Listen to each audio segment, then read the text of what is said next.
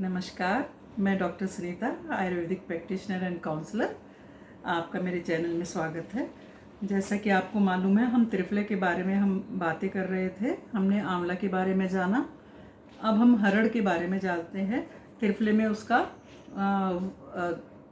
1% उसका अनुपात होता है, 1:2:3।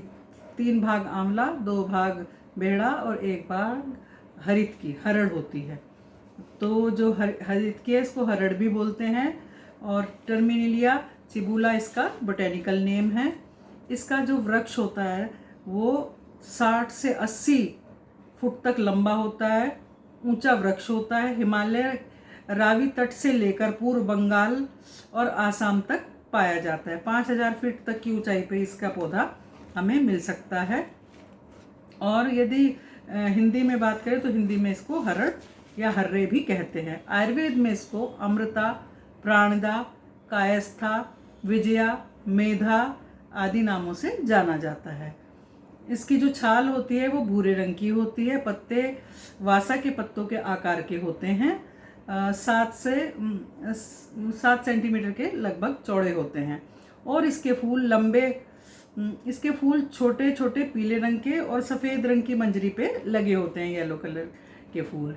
तो देखने में बहुत खूबसूरत लगते हैं।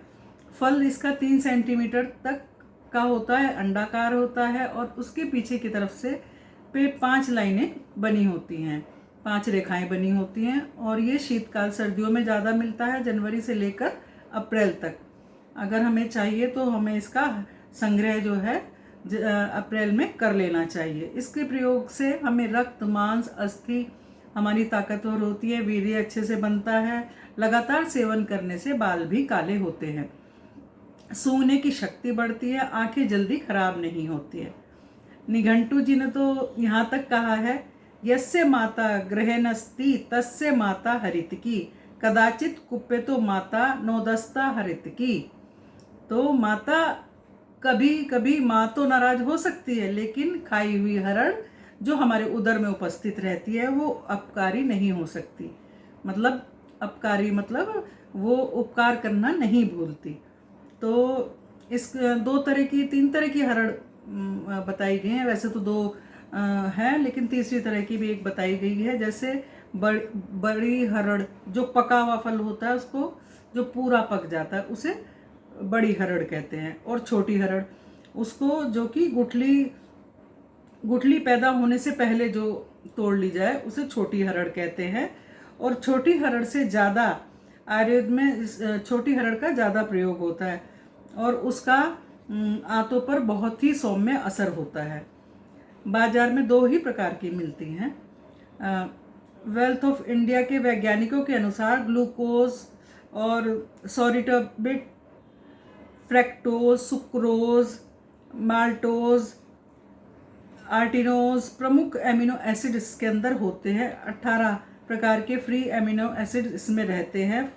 फल जैसे पकता जाता है और टैनिक एसिड घटता जाता है, इसमें अम्लता बढ़ती है।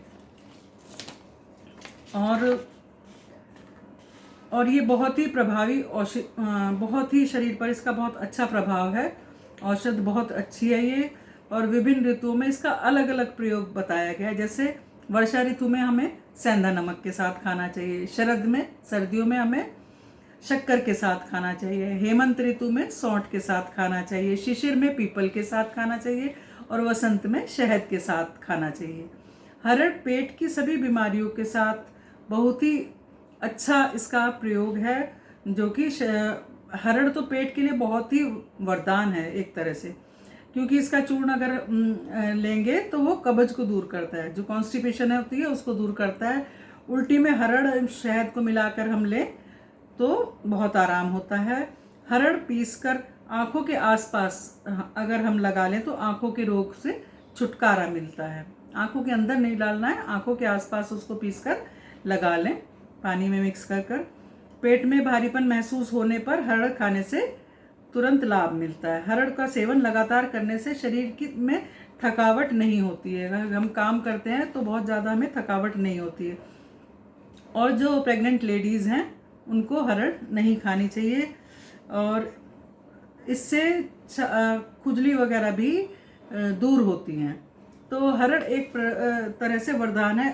त्रिफला में तीनों औषधियाँ ही इस तरह की हैं। लगभग उनके जो वात पित्त कफ तीनों पे ही उनका असर होता है और बहुत ही गुण इनके आपस में मिलते जुलते हैं। इसी वजह से इनको तीनों को इकट्ठा खाने से बहुत अच्छा प्रभाव होता है। इसीलिए त्रिफला के गुण बहुत हैं।